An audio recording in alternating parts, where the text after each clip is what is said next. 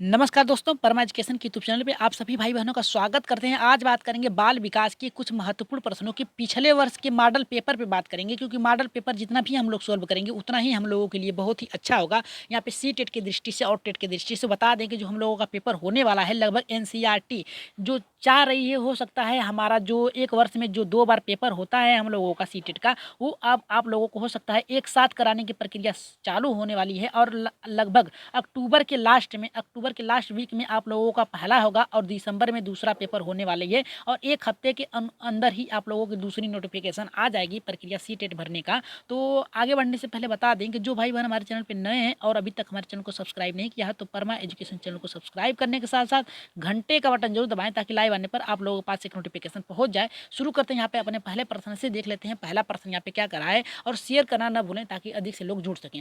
यहाँ पे देखिए पहला करा है कि भाषा अर्जन एवं विकास के लिए सर्वाधिक संवेदनशील अवधि कौन सी है। यहाँ पे देखिए पहला करा है कि पूर्व, यहाँ पे जन्म पूर्व अवधि, और दूसरा करा है कि प्रारंभिक बाल्यावस्था, तीसरा करा है कि मध्य बाल्यावस्था, और चौथा करा है कि किशोरावस्था। अब देखिए भाषा अर्जन के लिए, भाषा विकास के लिए सर्वाधिक संवेदनशील अवधि किसको माना जाता है। तो देखिए यहाँ पे बात किया है पहला कि यहाँ पे जन्म पूर्व अवधि यानी जन्म से पहले की बात किया है। तो यहाँ पे आप भाषा विकास किस प्रकार से कर सकते हैं। बालक तो गर्भावस्था में रहेगा, गर्भ में रहेगा माता के, तो वहाँ पे आप भाषा का विकास उनकी कैसे कर सकते हैं, तो ये हमारा गलत है। दूसरा प्रारंभिक बाल्यावस्था यानी शैशवावस्था की अवधि जो होती है अनुकरण की होती है, इसमें बालक अनुकरण करके सीखता है।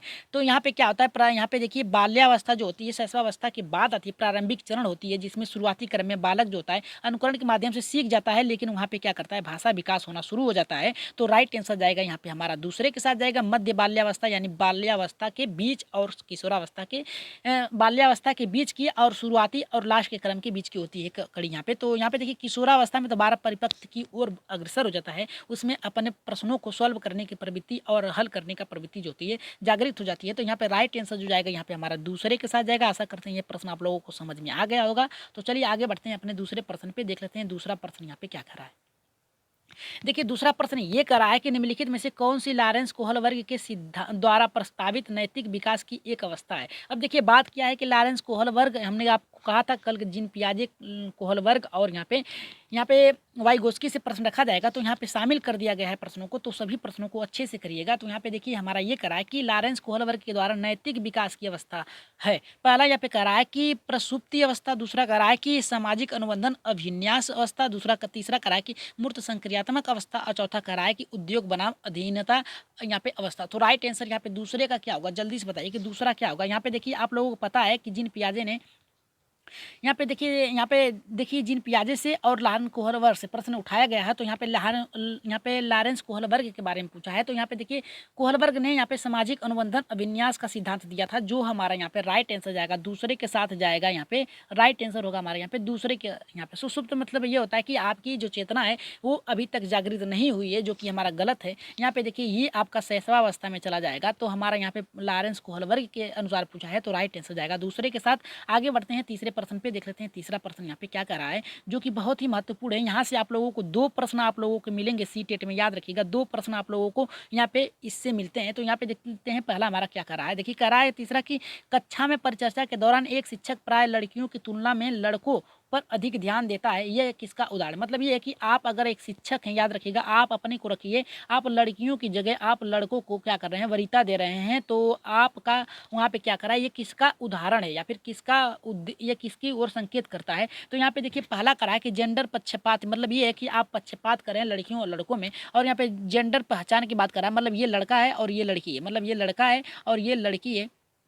और यहाँ पे जेंडर संबद्धता यानी जेंडर यानी लड़का लड़की में संबंध की बात कर रहा है। और यहाँ पे देखिए जेंडर समरूपता यानी लड़का लड़की सभी समान है। तो यहाँ पे देखिए राइट आंसर क्या जाएगा। देखिए ये तीनों तो हमारा एक कड़ी में आता है, लेकिन यहाँ पे देखिए पहला क्या कर रहा है, बांटने का कार्य कर रहा है, जो कि हमारा यही राइट आंसर होगा, पहला हमारा सही होगा जेंडर पक्षपात, क्योंकि आप लड़के और लड़कियों में क्या कर रहे हैं, तुलना कर रहे हैं। तो ये देखिए हमारा पहला सही होगा तीसरे का। आगे बढ़ते हैं अपने, याद रखिएगा जेंडर यहाँ पे पक्षपात से लैंगिक रूढ़ता से जो आएगा प्रश्न आप लोगों को 2 नंबर का मिलेंगे। तो यहाँ पे देखिए हमारा चौथा ये करा है कि बच्चों में जेंडर रूढ़िवादिता एवं जेंडर भूमिका अनुरूपता को कम करने के लिए निम्नलिखित में से कौन सी पद्धति प्रभावशाली हो, मतलब ये है कि रूढ़िवादिता को खत्म करने के लिए सबसे प्रभावशाली यहाँ पे पद्धति कौन सी हो सकती है। देखिए पहला करा है कि जेंडर पक्षपात के बारे में परिचर्चा करना, और दूसरा करा है कि जेंडर विशिष्ट भूमिकाओं को महत्व देना, और यहाँ पे तीसरा करा है कि जेंडर पृथक खेल समूह बनाना, और चौथा करा है कि जेंडर पृथक बैठने की व्यवस्था। देखिए अब देखिए हम आप लोगों को बता रहे हैं कैसे आप प्रश्नों को गलत करते हैं। यहाँ पे देखिए प्रभावशाली पूछा यानी सबसे अच्छा कौन सी पद्धति हो सके, तो यहाँ पे देखिए यहाँ पे करा कि बैठने की व्यवस्था यानी पृथक। यहाँ पे देखिए पृथक की बात किया है और इसमें भी पृथक की बात किया है, जिसमें यह दर्शाता है कि यहाँ पे बांटने का कार्य कर रहा है। याद रखिएगा बांटने का कार्य कर रहा है, जो कि हमारा तीसरा और चौथा गलत है। अब देखिए हमारा बचा केवल लड़ाई जो है हमारे यहाँ पे पहले और दूसरे में है, तो यहाँ पे देखिए चौथे का जो राइट आंसर जाएगा हमारा यहाँ पे जेंडर विशिष्ट भूमिकाओं। देखिए विशिष्ट भूमिकाओं के मतलब ये है कि उनकी जो भूमिकाएं हैं उसकी पहचान करने की बात कर रहा है, और यहाँ पे देखिए चर्चा की बात कर रहा है, परिचर्चा की बात कर रहा है, मतलब लोगों को जागरूक करने की बात कर रहा है। तो यहाँ पे राइट आंसर क्या होगा जल्दी से बताइए कि पहला होगा या फिर दूसरा। देखिए इसका राइट आंसर जाएगा पहले के साथ जाएगा, क्योंकि यहाँ पे चर्चा परिचर्चा यानी लोगों को जितना जागरूक करेंगे कि सभी लोग एक समान है, लड़का हो चाहे लड़कियां हो, आपस में एक समान होते हैं। आपस में एक समान नहीं होते हैं, वो हर कार्य में समान होते हैं, आपस में तो एक दूसरे से अलग होते हैं। और देखिए यहाँ पे कोई ना जो लड़का है या फिर जो लड़की है, ये दोनों भी किसी कार्य को आसानी से कर सकते हैं, यानी इन लोगों में तुलना नहीं करनी चाहिए, दोनों समान कार्य कर सकते हैं। तो हमें देखिए इसके बारे में चर्चा करनी चाहिए, पर चर्चा करनी चाहिए। तो राइट आंसर जाएगा यहाँ पे पहले के साथ जाएगा। याद रखिएगा 2 नंबर आप लोगों को यहाँ से मिलने वाले हैं, तो याद रखिएगा आप लोग उसे पढ़ लीजिएगा। और अगर आप लोगों को पठन विकार से कोई भी कठिनाई आ रही है तो याद रखिएगा वो आप लोगों को एक मूवी लास्ट में बताई जाएगी, उसे देख लीजिएगा। पठन विकार से आप लोगों की सारी समस्याएं दूर हो जाएगी। यहाँ पे देखिए 5वां ये बता रहा है कि निम्नलिखित में से किस मनोवैज्ञानिक ने बच्चों को ज्ञान के सक्रिय जिज्ञासु के रूप में देखते हुए उनके चिंतन पर सामाजिक एवं सांस्कृतिक यहाँ पे कहा रहा है विषय वस्तु में प्रभाव को महत्व दिया। यहाँ पे देखिए वाटसन, वाइगोस्की, जीन पियाजे और यहाँ पे कोहलबर्ग। तो 5वें का राइट आंसर हमारा यहाँ पे क्या होगा जल्दी से बताइए कि 5वें का क्या होगा। देखिए यहाँ पे हमारा जो यहाँ वाटसन जो है यहाँ पे देखिए ये गलत है, हमारा वाटसन नहीं होगा, ये मनोवैज्ञानिक है। और यहाँ पे बात किया है सामाजिक और सांस्कृतिक से बात किया है, जो कि राइट आंसर जाएगा यहाँ पे दूसरे के साथ जाएगा वाइगोस्की के अनुसार। जीन पियाजे संज्ञानात्मक विकास के लिए जाने जाते हैं, कोहलबर्ग नैतिक विकास के लिए जाने जाते हैं। और यहाँ पे देखिए जो राइट आंसर जाएगा दूसरे के साथ जाएगा वाइगोस्की के अनुसार, क्योंकि ये संज्ञानात्मक विकास बालक में ज्ञान की विद्यमान विद्या किस प्रकार से आगे बढ़ती है, किस प्रकार से बौद्धिक विकास होता है। और नैतिक विकास का मतलब ये है यहाँ पे कोहलबर्ग से कि बालक में किस प्रकार से जो अनुकरण करके अपने समाज में ढलने की प्रवृत्ति होती है, नैतिक विकास उनके कार्यों को सीखने की प्रवृत्ति होती है, ये कोहलबर्ग के अनुसार होती है। जो कि यहाँ पे देखिए बता दें कि इनका जो होता है बाल्यावस्था से शुरू होता है और ये चला जाता है किशोरावस्था से ऊपर। तो यहाँ पे इनका देखिए राइट आंसर जाएगा यहाँ पे हमारा दूसरे वाइगोस्की के यहाँ पे अनुसार जाएगा, तो राइट आंसर होगा दूसरा होगा। आगे बढ़ते हैं अपने छठे प्रश्न पे, देख लेते हैं छठा प्रश्न क्या कह रहा है। और आगे बढ़ने से पहले बता दें कि कम से कम लाइक कर दीजिए, जितने लोग हैं कम से कम उतने ही लोग लाइक कर दीजिए, कम से कम अधिक लाइक नहीं मिलता है, जितने लोग हैं कम से कम लाइक कर दीजिए। और लास्ट में देखने के बाद शेयर जरूर कर दीजिएगा अपने अपने ग्रुपों में। यहाँ पे देखिए छठा हमारा ये करा है कि जिंग सा पहेली को करते समय 5 वर्ष की नजमा स्वयं से कहती है नीला टुकड़ा कहाँ है, नहीं यह वाला नहीं, गाढ़े रंग वाला, जिससे यह जूता पूरा बन जाए इस प्रकार की वार्ता वाइगोस्की किस तरह से संबोधित करता है। देखिए व्यक्तिगत वार्ता, यहाँ पे जोर जोर से बोलना, पाढ़ा मतलब ढांचा जो होता है, और यहाँ पे आत्म केंद्रित वार्ता। आत्म केंद्रित वार्ता देखिए नहीं हो सकता, क्योंकि यहाँ पे बात किया है हमारा कि वो किसी से कह रही है, किसी से मांग रही है। तो आत्म केंद्रित जो होता है अपने खुद से होती है, अपने खुद से विकास के लिए होती है, अपने से बातों करने के लिए होता है, ये हमारा गलत है। और देखिए व्यक्तिगत वार्ता की बात किया है यहाँ पे, देखिए व्यक्तिगत वार्ता की बात किया और जोर जोर से पढ़ने की बात नहीं हो रहा है। यहाँ पे देखिए वो क्या कर रही है, वो किसी पहेली में सॉल्व करने के लिए किसी कलर की बात कर रही है और कुछ मांग रही है। तो देखिए ये हमारा दूसरा गलत है। और पहाड़ा, ये देखिए ढांचा किसी वस्तु का निर्माण करने से तात्पर्य है, जो कि हमारा गलत है। अगर ये तीनों गलत है तो राइट आंसर जाएगा पहले के साथ जाएगा व्यक्तिगत वार्ता, यानी किसी से कह के वार्ता यानी वार्तालाप कर रही है और किसी से कुछ मांग रही है। तो राइट आंसर जाएगा यहाँ पे हमारा पहले के साथ जाएगा। आत्म केंद्रित नहीं होगा, याद रखिएगा आत्म केंद्रित नहीं होगा, क्योंकि ये देखिए एक व्यक्ति इसमें शामिल है। जिंग सा पहेली करते समय 5 वर्ष की नगमा नीला टुकड़ा कहाँ है मतलब यानी किसी से कह रही है, या और कह रहा है कि ये वाला नहीं है मतलब किसी से बता रही है। और यहाँ पे जूता बन जाए इस प्रकार की वार्ता कर रही है, यानी किसी से कह रही है। तो व्यक्तिगत वार्ता यानी खुद की वार्ता यानी अपने से किसी को कह रही है। तो राइट आंसर जाएगा यहाँ पे पहले के साथ जाएगा। आगे बढ़ते हैं यहाँ पे 7वें प्रश्न की ओर, देखते हैं 7वां प्रश्न यहाँ पे क्या कर रहा है। देखिए बहुत ही महत्वपूर्ण ये प्रश्न है। करा कि बच्चों को संकेत देना तथा आवश्यकता पड़ने पर सहयोग प्रदान करना। निम्नलिखित में से किसका उदाहरण? सहयोग मतलब याद रखिएगा, जहाँ पर भी सहयोग की मतलब आ जाए जेडपीडी आ जाएगी आप लोगों के। सहयोग जहाँ पे बालक की कठिनाई हो रही है, जहाँ पे बालक रुक रहा है, उसके बाद उसे सहयोग देना जेडपीडी कहलाता है। तो यहाँ पे देखिए बात हमारा कह रहा है कि प्रबलन, अनुबंधन, मॉडलिंग, ढांचा। अब देखिए यहाँ पे राइट आंसर सातवें का हमारा क्या होगा? देखिए सातवें का जो राइट आंसर जाएगा यहाँ पे लास्ट की ओर जाएगा, निर्माण करने की ओर जाएगा। यानी बालक किसी कार्य को कर रहा है और पूरा नहीं कर पा रहा है, उसमें बाधा उत्पन्न हो जा रही है, तो मान लीजिए आप उसका सहयोग करेंगे। मान लीजिए एक बालक जो है जो मॉडल बना रहा है, मॉडल बनाने के बाद उसमें वो खिड़की भूल गया, खिड़की ये सोच रहा है कि यहाँ पे क्या होना चाहिए, तो जब आप उसका सहयोग करेंगे उस खिड़की को बनाने के लिए, तो वो आपका जेडपीटी कहलाएगा और यही होगा मॉडल, यानी ढांचा निर्माण होता है। तो राइट आंसर जाएगा चौथे के साथ जाएगा। यहाँ पे मॉडलिंग नहीं होगा, मॉडलिंग का मतलब ये है कलाकारी करना। और यहाँ पे देखिए अनुबंधन, अनुबंधन मिस होता है दूसरा कुछ, और प्रबलन मिस होता है दबाव डालना, यानी कि इसके द्वारा सीखना। तो राइट आंसर जाएगा यहाँ पे चौथे के साथ जाएगा। आगे बढ़ते हैं अपने आठवें प्रश्न पे, देख लेते हैं आठवां प्रश्न यहाँ पे क्या करा है। देखिए आठवां प्रश्न बहुत ही महत्वपूर्ण है और इस प्रश्न को सभी लोग अच्छे से करिएगा। देखिए ये करा है कि निम्नलिखित व्यवहारों में से कौन सा जीन पियाजे के द्वारा प्रस्तावित मूर्त संक्रियात्मक अवस्था को विशेषित करता है? विशेषित करता है, यहाँ पे देखिए विशेषित करता है। पहला करा है परिकल्पित, यहाँ पे करा है परिकल्पित निगमनात्मक तर्क साध्यात्मक विचार, और यहाँ पे दूसरा करा है कि संरक्षण कक्षा समावेशन, और तीसरा करा है कि स्थगित अनुकरण पदार्थ स्थायित्व, और यहाँ पे चौथा करा है कि प्रतीकात्मक खेल विचारों की अनुत्क्रमणीयता। तो राइट आंसर यहाँ पे क्या होगा? जल्दी से बताइए कि आठवें का राइट आंसर हमारा क्या होगा। देखिए आठवें का जो राइट आंसर जाएगा हमारा यहाँ पे दूसरे के साथ जाएगा, संरक्षण कक्षा समावेशन। क्योंकि यहाँ पे बात कर रहा है कि व्यवहारों को किस प्रकार से आप जानते हैं? मूर्त रूप संक्रियात्मक। मूर्त रूप की ये मतलब है कि बालक के समक्ष कोई वस्तु प्रस्तुत है, प्रस्तुत होने के बाद उसको देख कर क्या करता है? बालक उसका निर्माण करता है। जैसे मान लीजिए आप ब्लैक बोर्ड पे क्या कर रहे हैं? आप एक बॉल का निर्माण कर रहे हैं, तो बालक उसे देख के क्या करेगा? बनाएगा, तो मूर्त हो गया।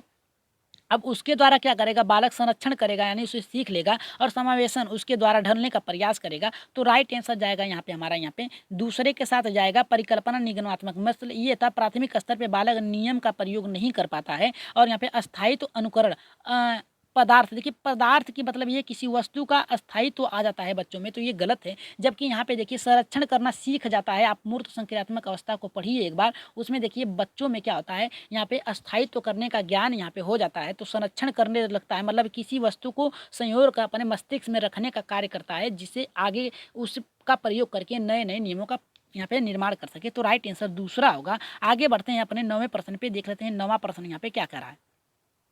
देखिए 9वां प्रश्न ये करा है कि बच्चों के संग याद, यहाँ पे देखिए संग यादाश्त होगा। यहाँ पे बच्चों के संग विकास के संदर्भ में निम्नलिखित में से कौन सी पियाजे की संरचना है? यहाँ पे देखिए पहला करा है कि स्कीमा, दूसरा अवलोकन, तीसरा अधिगम अनुबंधन, और यहाँ पे चौथा करा है कि प्रबलन। तो राइट आंसर क्या होगा? बच्चों के संज्ञानात्मक, यहाँ पे देखिए संज्ञानात्मक होगा, याद रखिएगा यहाँ पे संज्ञानात्मक विकास के संदर्भ में कौन सी पियाजे की संरचना है? स्कीमा में होता है भंडारण, याद रखिएगा। स्टोर होता है जिसमें बालक क्या करता है? ज्ञान को अपने मस्तिष्क में स्टोर करके रखता है, जिसे इस प्रकार से मेमोरी भी कर सकते हैं। अवलोकन अधिगम, यानी देख कर क्या करना है? सीखना। और अनुबंधन यहाँ पे कह रहा है कि अनुबंधन का मतलब ये होता है किसी के द्वारा देख कर सीखने के बाद उसे क्या करना है? कार्यों को पूरा करना। और प्रबलन कर रहा है, प्रबलन। तो राइट आंसर यहाँ पे क्या होगा? देखिए राइट आंसर जो आएगा यहाँ पे देखिए यादव जी नहीं होंगे, यहाँ पे देखिए यादव जी नहीं, संज्ञानात्मक होगा, याद रखिएगा संज्ञानात्मक होगा, टाइप करने में गलती हो गई है। तो यहाँ पे देखिए 9वें का जो राइट आंसर जाएगा यहाँ पे पहला होगा स्कीमा, यानी स्टोरेज भंडारण। क्योंकि यहाँ पे जिन पियाजों ने अपने ही बच्चों पे प्रयोग किया था, किस प्रकार से बालक सीख कर कार्यों को पूरा करते हैं, अपने 3 बच्चों पे किया था, याद रखिएगा 3 बच्चों पे किया था। आगे बढ़ते हैं अपने 10वें प्रश्न पे, देख लेते हैं 10वां प्रश्न यहाँ पे क्या कर रहा है।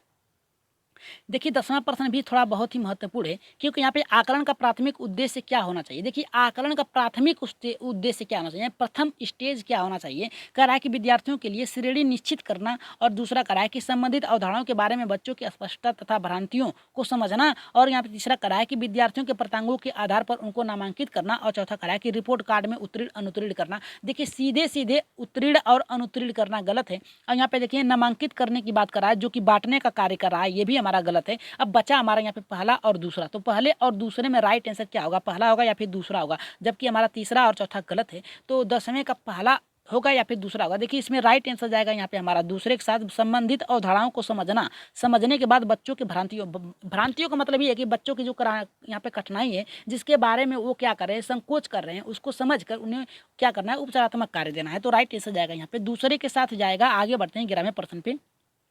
आज के प्रश्न ढेर नहीं है, आज के प्रश्न कम ही रखे गए हैं ताकि आप लोगों को बोरिंग न हो सके। तो यहाँ पे देखिए 11 का ये करा है, निम्नलिखित कथनों में से कौन सा बुद्धि के बारे में सही है।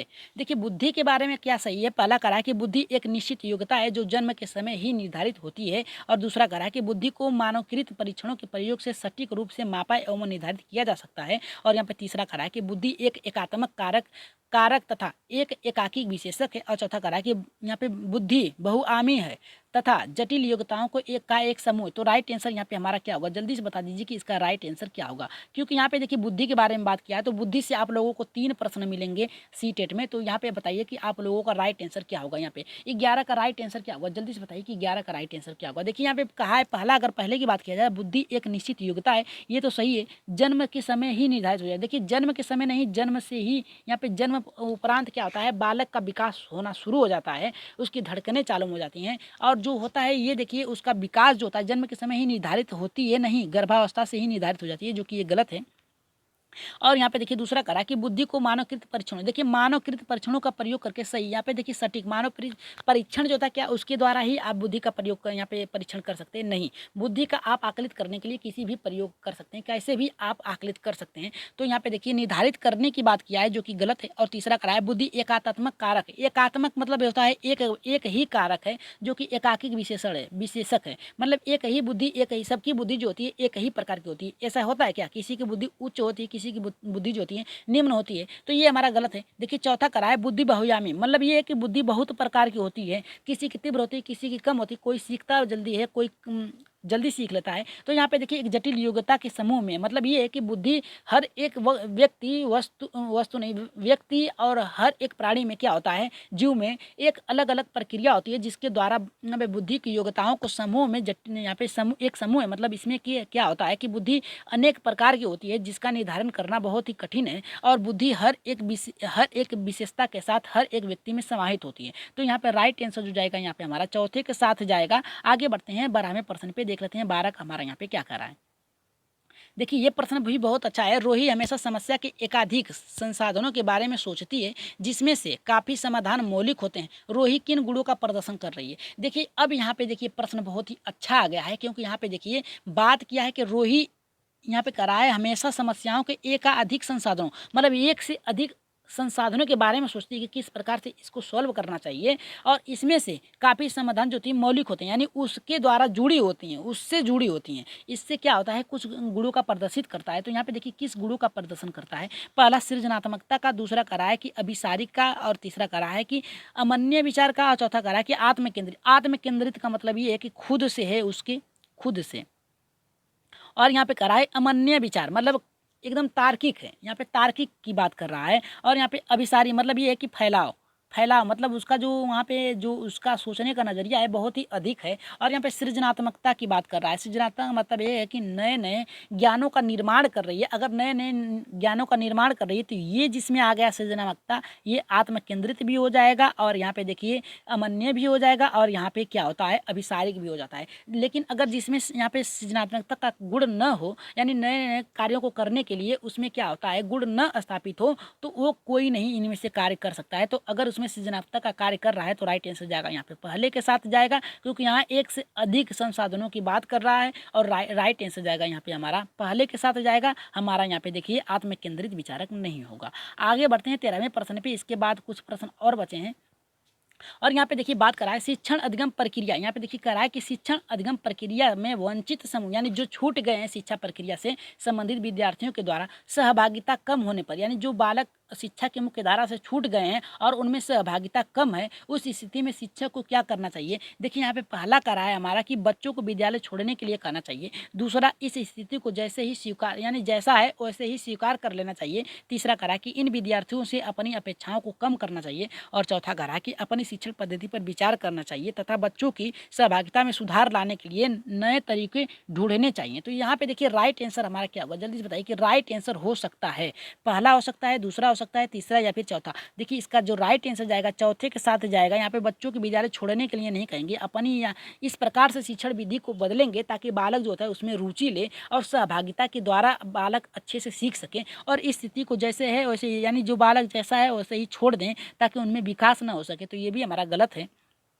इन विद्यार्थियों से अपनी अपेक्षा कम करने के लिए कहेंगे, यानी जो उनकी जिज्ञासा है, अपनी अपेक्षा का मतलब ये है जो उनकी जिज्ञासा है जिसके द्वारा वो सीखना चाहते हैं उसे छोड़ देने के लिए, कम करने के लिए करना चाहिए, और जैसे कि हैं वैसे ही छोड़ देना चाहिए, भले वो सीखे ना। तो ये हमारा गलत है। राइट आंसर जाएगा हमारा यहाँ पे चौथे के साथ जाएगा, याद रखिएगा चौथे के साथ जाएगा।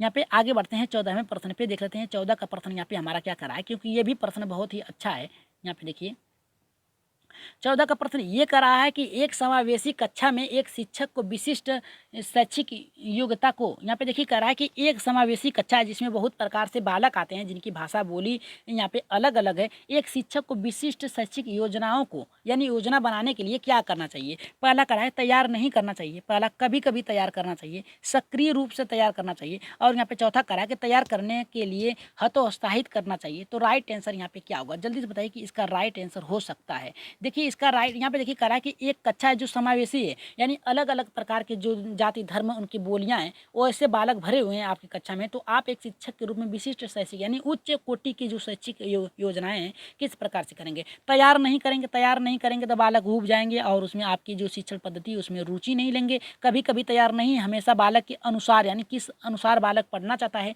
अगर रोज बालक नए नए तरीके से सीखना चाहता है तो बाल केंद्रित शिक्षा का प्रयोग करके बालक को सिखाना चाहिए। और यहाँ पे देखिए तीसरा हमारा ये करा है कि तीसरा करा है कि सक्रिय रूप से तैयार करना चाहिए। देखिए सक्रिय रूप से तैयार मतलब ये है कि आपको जागृत रहते हुए बालक की रुचि और उनकी आवश्यकताओं के अनुसार बाल केंद्रित शिक्षा का प्रयोग करके बालक को नए शिक्षा पद्धति के द्वारा सिखाना चाहिए। और यहाँ पे चौथा ये करा है कि तैयार करने के लिए हतोत्साही। देखिए हतोत्साही जो होता है दबाव होता है, याद रखिएगा दबाव डालता है, दबाव डालने की बात करा है जो कि नकारात्मक सोच है यहाँ पे है, जो कि हमारा गलत है। राइट आंसर जाएगा पहले के दूसरे तीसरे के साथ जाएगा सक्रिय रूप से तैयार रहना चाहिए कि बालक किस प्रकार से सीखना चाहता है, कैसा जिज्ञासु है। तो राइट आंसर तीसरे होगा हमारा। आगे बढ़ते हैं अपने यहाँ पे देखिए ये बहुत ही प्रश्न आप लोगों को अच्छे से आना चाहिए क्योंकि इस प्रश्नों को हम लोग बहुत ही अच्छे तरीके से करेंगे। पठन वैकल्प बच्चों के प्राथमिक लक्षण क्या हैं। देखिए पठन वैफल्य यानी पढ़ने में विफल्य जो बालक हैं, विफल्य का मतलब है जो पढ़ने में कठिनाई होती है बालकों को, बच्चों के प्राथमिक लक्षण होते हैं। देखिए सीटेट इसी तरह आपसे प्रश्नों को फंसा देता है कि आप शब्दों के मेल जोल में इस तरह से फंसाता है कि आप शब्दों में ही उलझे रह जाते हैं और आपका टाइम व्यतीत हो जाता है। सीटेट ये चाहता है कि आप जितने से अधिक से अधिक लोग जितने हैं उन लोगों को रोका जाए ताकि अधिक से अधिक बच्चे वहाँ तक न पहुँच पाएँ। तो यहाँ इसीलिए प्रश्नों को क्या करता है, एक ऐसे शब्दों का निर्माण करता है जिसमें आप उलझ के रह जाते हैं। तो पठन वैफल्य का मतलब ये है कि पढ़ने में विफल बच्चों के प्राथमिक लक्षण क्या होते हैं। तो यहाँ पे देखिए पढ़ने में जो विफल बालक हैं उनके प्राथमिक लक्षण क्या होता है। न्यून अवधारणा विकार, अपसारी चिंतन, पढ़ने में धारा प्रभावित, और यहाँ पे करा है तीसरा धारा प्रवाह पढ़ने की अक्षमता, और चौथा करा है कि एक ही गति विषयक कार्य को बार बार दोहराना। तो यहाँ पे देखिए 15 का राइट आंसर क्या होगा, जल्दी से बताइए कि 15 का राइट आंसर हो सकता है।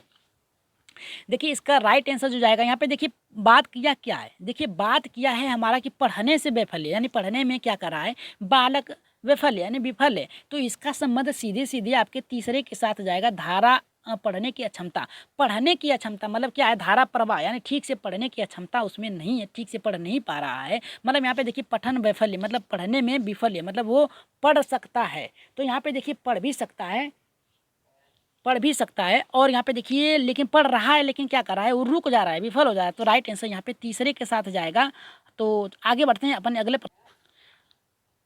यहाँ पे बात करेंगे 16वें प्रश्न पे। जो 16वां प्रश्न है हमारा बहुत ही महत्वपूर्ण है क्योंकि यहाँ पे देखिए ये शिक्षा के अधिनियम से लिया गया है कि इस प्रश्न को आप लोग गलत नहीं कर सकते हैं क्योंकि ये प्रश्न हर बार 1 नंबर का आपको दे के जाएगा सीटेट में। याद रखिएगा यहाँ से एक प्रश्न आता है, कोई भी पेपर आप मॉडल उठा के देख लीजिए। तो आप लोग आज मॉडल पेपर ही सॉल्व कर रहे हैं, याद रखिएगा। और आपका स्कोर जो है यहाँ पे 19 में से याद रखिएगा 17 प्रश्नों का है। देखते हैं 17 प्रश्नों तक पहुँच पाते हैं कि नहीं। यहाँ पे देखिए शिक्षा का अधिकार अधिनियम 2009 में उल्लेखित की गई है कि समावेशी शिक्षा की अवधारणा निम्नलिखित किस पर आधारित होनी चाहिए। जो समावेशी कक्षा है उसकी अवधारणा जो है वो 2009 के उल्लेख में किस प्रकार से की गई है। यहाँ पे देखिए किस पर आधारित है। तो यहाँ पे देखिए पहला करा है कि व्यवहारवादी सिद्धांत पर, दूसरा करा है अशक्त बच्चों के प्रति एक सहानुभूति अभिव्यक्ति पे, और यहाँ पे तीसरा करा है कि अधिकार आधारित मानवतावादी परिप्रेक्ष्य पे, और यहाँ पे तीसरा चौथा करा है कि मुख्य व्यावसायिक शिक्षा उपलब्ध करा के अशक्त बच्चों को मुख्य धारा में शामिल। देखिए अब यहाँ पे करा है कि यहाँ पे मुख्यतः व्यावसायिक शिक्षा में उपलब्ध करा के, देखिए व्यावसायिक शिक्षा में अगर आप उसको उपलब्ध करा देंगे तो वो बालक क्या है कि वो आपकी शिक्षा से जुड़ पाएगा, मुख्य धारा शामिल हो पाएगा, वो व्यवसाय में जुड़ जाएगा, न कि आपकी शिक्षा में जुड़ेगा। तो यहाँ पे देखिए गलत है। यहाँ पे होना चाहिए कि मुख्य धारा में शामिल करने के लिए बच्चों को शिक्षा को इस तरह से पढ़ाना चाहिए जिसमें वो व्यावसायिक शिक्षा प्राप्त कर सके, तो तब आपका ये सही होता, जबकि ये हमारा गलत है चौथा। और यहाँ पे देखिए पहला करा है कि व्यवहारवादी नहीं होना चाहिए, चिंतनवादी होना चाहिए। तो और यहाँ पे देखिए अशक्त बच्चों के प्रति सहानुभूति कहाँ पे रखा जाता है, जहाँ पे बालक क्या आता है, यहाँ पे आपको पढ़ने में बहुत ही अच्छा हो वहाँ पे सहानुभूति रखेंगे सभी बालकों से तो अच्छा होगा। यहाँ पे अशक्त बच्चों के साथ सहानुभूति करेंगे तो वो बच्चा क्या होता है, पढ़ने में रुचि नहीं लेगा। आपको बाल केंद्रित शिक्षा के द्वारा उन्हें सिखाना चाहिए। और यहाँ पे देखिए हमारा बात क्या है, अधिकार आधारित मानवतावादी परिपेक्ष, जो कि हमारा सही है, क्योंकि यहाँ पे देखिए बात किया है अधिकार की बात किया है। तो अधिकार आधारित मानवतावादी परिप्रेक्ष्य में क्या होता है कि आप अपने अधिकारों के लिए आप उच्च कोटि के यहाँ पे शिक्षा की मांग कर सकते हैं और अपने अधिकार के अनुसार ही आप ग्रहण कर सकते हैं शिक्षा। यानी आप जैसे अधिकार का मतलब ये है कि आप जिस स्तर के बालक हैं उस स्तर पे आपको शिक्षा देनी चाहिए। तो यहाँ पे देखिए राइट आंसर जाएगा यहाँ पे तीसरे के साथ हो जाएगा। आगे बढ़ते हैं अपने 17वें प्रश्न पे देख लेते हैं ये कितने लोगों का सही होता है। संरचनावादी ढांचे में अधिगम प्राथमिक रूप से यहाँ पे पहला करा है कि यंत्रवत याद करने पर आधारित होता है, और यहाँ पे करा है कि प्रबलन पर केंद्रित होता है। तीसरा करा है कि अनुबंधन द्वारा अर्जित होती है, और चौथा करा है कि अवबोधन की प्रक्रिया पर केंद्रित होती है। तो इसका राइट आंसर क्या होगा, देखिए यहाँ पे संरचनावादी का मतलब ये है कि बालक नए नए कार्यों का निर्माण कर रहा है। संरचनावादी यानी संज्ञानात्मक कार्य कर रहा है, अन्वेषण कर रहा है, यानी निर्माण कर रहा है। तो यहाँ पे प्राथमिक रूप पे होना चाहिए। तो यहाँ पे देखिए जो राइट आंसर जाएगा यहाँ पे तीसरे के साथ जाएगा। यहाँ पे देखिए यहाँ पे यंत्रवाद यानी यंत्रवाद की बोलने से संबंधित बात कर रहा है, जो कि गलत है। प्रबलन यानी किसी पे दबाव डालने की बात कर रहा है, दबाव डाल के केंद्रित यानी किसी एक विषय पे फोकस करने की बात कर रहा है। अवबोधन यानी जो आपको याद नहीं है उसे याद करके आप क्या करेंगे, प्रक्रिया के केंद्रित होंगे। जबकि अनुबंधन द्वारा अर्जित यानी किसी द्वारा आप शिक्षा को ज्ञात करके क्या करते हैं, अर्जित का मतलब ये होता है किसी के द्वारा प्राप्त ज्ञान को आप नए रूप में निर्माण करते हैं, वही आपका अनुबंधन अर्जित कहलाता है। तो राइट आंसर यहाँ पे तीसरा होगा। और आगे बढ़ते हैं 18वें प्रश्न पे। फिर इसके बाद एक ही प्रश्न बचा है, फिर इसके बाद आप लोगों के प्रश्नों के बारे में बात करेंगे, जो कि कल आप लोगों को उत्तर जो आया था लगभग सभी लोगों का एक समान न होकर गलत हुआ था। तो यहाँ पे देखिए 18 के क्या करा कि अनेक घटनाओं के बारे में बच्चों के द्वारा बनाए गए सहानुभूति सिद्धांतों के संदर्भ में एक शिक्षिका को क्या करना चाहिए। अब देखिए करा कि अनेक घटनाओं यानी अलग अलग घटनाएं, कई घटनाएं बच्चों के द्वारा बनाए गए सहानुभूति सिद्धांतों यानी बच्चों के द्वारा बनाया गया है यह सिद्धांत, शिक्षिका को क्या करना चाहिए। देखिए यहाँ पे पहला करा है कि बच्चों की इन सिद्धांतों को अनदेखा करना चाहिए। दूसरा करा है कि बच्चों को दंडित करना चाहिए। देखिए दंडित करना हमारा एक निगेटिव वर्ड है। और यहाँ पे देखिए बार बार याद करने के द्वारा एक सही सिद्धांत में बदल देना चाहिए। देखिए बच्चों के द्वारा सिद्धांतों की अनदेखी कर देंगे तो बालक वहाँ पे रूठ जाएगा और शिक्षा में क्या करेगा, वहाँ से रुचि नहीं लेगा, क्योंकि वहाँ पे उनकी विशेषताओं को महत्व देना चाहिए, उनकी बातों को। यहाँ पे देखिए 2 गलत हो गया, बचा हमारा अब देखिए 2, 3 और 4। बार बार याद करने पर एक सही सिद्धांत पे बदल देना चाहिए, और प्रतिकूल प्रमाणों का उदाहरण को प्रस्तुत करके बच्चों के सिद्धांतों को चुनौती, देखिए चुनौती देने की बात कराए जो कि हमारा गलत है। चुनौती नहीं देना चाहिए, वहाँ पे उनके साथ सहयोग करना चाहिए, वहाँ पे ढेर सारे वहाँ पे उदाहरण देना चाहिए ताकि बालक जो होते हैं सीख सके। चुनौती जहाँ दे दिया, देखिए यहाँ पे दबाव की बात कर दिया, तो यहाँ पे देखिए गलत है, बालक के विपरीत जा रहा है। राइट आंसर बचेगा हमारा तीसरा, तो तीसरा हमारा राइट आंसर होगा। बार बार याद करने के द्वारा एक अच्छे सिद्धांत के द्वारा, सही सिद्धांत के द्वारा बदल देना चाहिए। तो राइट आंसर जाएगा यहाँ पे हमारा तीसरे के साथ जाएगा। अब आगे बढ़ते हैं 19वें और लास्ट प्रश्न पे, जो कि आप लोगों के लिए रखा गया है, हर बार की तरह रखा जाता है, इस बार भी आप ही लोगों के लिए प्रश्न रखा गया है। छात्र केंद्रित शिक्षा शास्त्र का क्या विशेषता है। पहला करा है कि केवल पाठ्य पुस्तकों पर निर्भर होना, दूसरा करा है कि बच्चों के अनुभव को प्रमुखता देना, और तीसरा करा है यंत्रवाद याद करना, और चौथा करा है योग्यता के आधार पर विद्यार्थियों को नामांकित करना तथा वर्गीकरण करना। तो यहाँ पे देखिए राइट आंसर हमारा यहाँ पे क्या होगा, देखिए राइट आंसर हमारा क्या होगा, जल्दी से बताइए कि छात्र केंद्रित शिक्षा शास्त्र की क्या विशेषता होती है। और बता दें कि लाइक कर दीजिए, अब कुछ नहीं बचा है प्रश्न, आप लाइक कर दीजिए ताकि अधिक से अधिक लोग आप लोगों को देख कर लाइक करने का प्रयास करें। और यहाँ पे देखिए शेयर कर दीजिएगा। तो राइट आंसर क्या होगा, पहला होगा, दूसरा होगा, तीसरा होगा या फिर चौथा होगा। देखिए इसका राइट आंसर कुछ भी हो आप लोग कमेंट बॉक्स में दे दीजिएगा, फिर इसके बाद हम बताएंगे। और जो भाई बहन हमारे चैनल पर नए हैं और अभी तक चैनल को सब्सक्राइब नहीं किया तो परमा एजुकेशन चैनल को क्या करिए, सब्सक्राइब करने के साथ साथ क्या करिए, लाइक जरूर कर दीजिएगा। और जिनको भी नंबर चाहिए व्हाट्सअप नंबर, यहाँ पे व्हाट्सअप नंबर ले सकते हैं और अपनी कठिनाइयों को रख सकते हैं। तो आगे बढ़ते हैं, आज आप लोगों के कल के प्रश्नों पे देखते हैं कितने लोगों का गलत हुआ था कल। तो यहाँ पे देखिए बात किया है कि के अतिरिक्त निम्नलिखित समस्या समाधान की प्रक्रिया के चरण है। अब किसके अतिरिक्त, देखिए यहाँ पे निगेटिव शब्द नहीं पूछा है, यहाँ पे पूछा है किसके अतिरिक्त, मतलब किसके अलावा, यानी निगेटिव वर्ड की बात नहीं किया है यहाँ पे, मतलब ये कहा है कि कौन सा प्रक्रिया है उसे छोड़कर सभी समस्या के समाधान के चरण है। तो यहाँ पे देखिए बात अगर हम लास्ट से करें तो लास्ट में देखिए ये करा है संभावित युक्तियों की खोजना, यानी जो आपकी कठिनाई है, जो आपकी योग्यता है, जो आपकी क्या है समस्या है, उसे खोजना।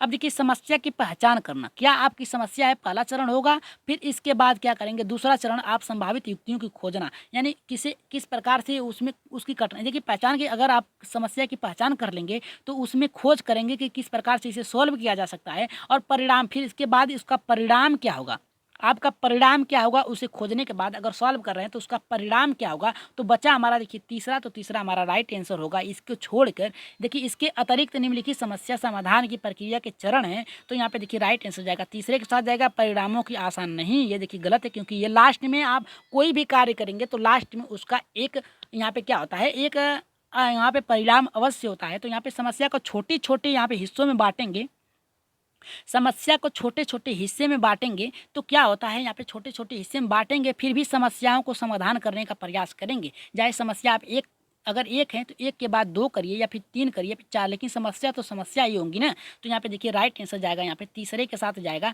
आगे बढ़ते हैं अपने कल के जितने लोगों का यहाँ पे उत्तर आया। देखिए रिया शर्मा जी का आया है यहाँ पे कि मेरा ओनली मतलब केवल 14 से 15 सही हुए हैं, बट आई एम हैप्पी, मतलब कि मैं खुश हूँ कि मेरे इतना भी सही हुआ है, कुछ नया पढ़ा है। मतलब ये है कि आपने नए प्रश्नों को देखा है, तो हो सकता है आप लोगों का गलत हो सकता है, लेकिन याद रखिएगा सभी प्रश्न अच्छे थे और रिपीट जरूर करिएगा। इसीलिए मैंने दोबारा उस टेलीग्राम चैनल में आप लोगों को दोबारा उसमें दे दिया ताकि आप लोग रिपीट कर सकें। और वैष्णो जी का देखिए 20वें का तीसरा आया है कि यहाँ पे देखिए कह रही हैं कि छोटे छोटे हिस्सों में बांटना, अगर छोटे छोटे हिस्सों में बांट रहे हैं तभी आपकी कठिनाई वही रहेगी, जो कि राइट आंसर है। और यहाँ पे देखिए रिया शर्मा जी का भी यहाँ पे देखिए बी आया है, जो कि गलत है, याद रखिएगा गलत है। राइट आंसर जाएगा तीसरे के साथ जाएगा। और यहाँ पे देखिए यहाँ पे वंदना जी का भी आ गया है कि यहाँ पे 20वें का तीसरा राइट आंसर होगा। और आगे बढ़ते हैं, यहाँ पे पूजा यादव जी का भी देखिए छोटे छोटे हिस्सों में बांटना, जो कि राइट आंसर है। आगे बढ़ते हैं, यहाँ पे विनीता कुमारी जी का ए आया है। देखिए इन्होंने पर्सनली व्हाट्सएप पे किया था कि सर ये देखिए हिस्सों में बांटने की बात कर रहा है, जो कि यहाँ पे प्रक्रिया के चरण है यहाँ पे सीखने के, लेकिन यहाँ पे देखिए जो इनका आया था वो गलत है, क्योंकि यहाँ पे देखिए अगर हिस्सों में बांटेंगे तभी तो आपका वो क्या होता है, आपका एक प्रश्न ही होगा, आपकी एक कठिनाई होगी। चाहे जितने हिस्सों में बांट दें तो तभी तो आप प्रश्नों को सॉल्व करने का ही प्रयास करेंगे। तो राइट आंसर आपका एक गलत है पहला। और आगे बढ़ते हैं, यहाँ पे सरिता जी का भी देखिए यहाँ पे आ गया है तीसरा, 20वें का तीसरा होगा। और यहाँ पे विनीता जी का देखिए यहाँ पे आया है एक के अलावा सभी पॉजिटिव, जो कि पॉजिटिव और नेगेटिव की बात वहाँ पे नहीं किया है, प्रश्न कहा है कि किसके अलावा बात किया है, कि अतिरिक्त बात नहीं किया। अतिरिक्त करता तब पॉजिटिव निगेटिव आता, वहाँ यहाँ पे किसके अलावा बात किया है। तो यहाँ पे देखिए आपका गलत है।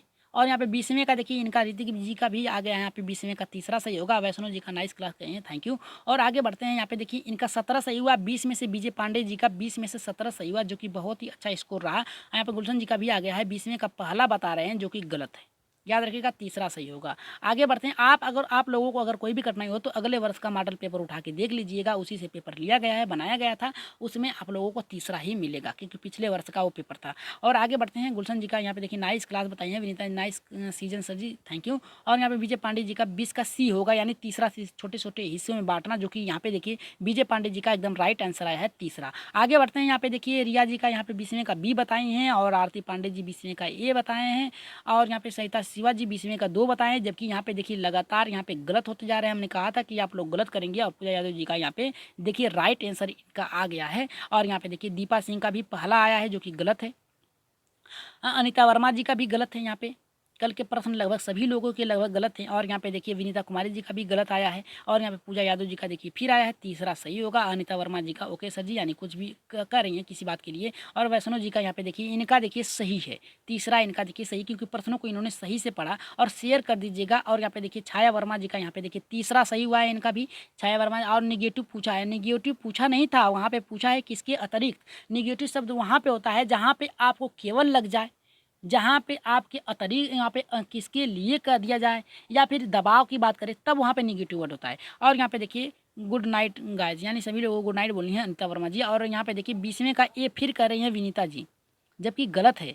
और यहाँ पे देखिए सारी नेगेटिव समझ लिया आरती पांडे जी का। यहाँ पे देखिए इनका भी कह रहे हैं कि नेगेटिव समझ लिया, जबकि होना नहीं चाहिए था, तीसरा सही होना चाहिए था। थैंक यू बोले हैं दिलीप कुमार जी। और आरती पांडे जी का सारी मैंने नेगेटिव समझा। और यहाँ पे आरती जी का अब देखिए यहाँ पे आ गया है, इनका तीसरा आया है जो कि सही है, और पूजा जी का भी सही आया है। और यहाँ पे देखिए गुड बाय नाइट कर दिए हैं यहाँ पे दिलीप कुमार जी। और सुरेंद्र शर्मा जी का यहाँ पे देखिए दूसरा आया है जो कि गलत है, 20वें का फिर से देख लीजिएगा एक बार। आरती पांडे जी का यहाँ पे देखिए आ गया तीसरा आया है, यहाँ पे पूजा जी का तीसरा, दिलीप कुमार जी कहे हैं गुड नाइट। और यहाँ पे देखिए सुरेंद्र जी का यहाँ पे दूसरा है जो कि गलत है। और यहाँ पे देखिए प्रॉब्लम सबसे पहले जानने की कोशिश करता है बालक, तो ये भी देखिए जानने का कोशिश करता है, तो पहला हमने बता ही दिया कि पहला होगा।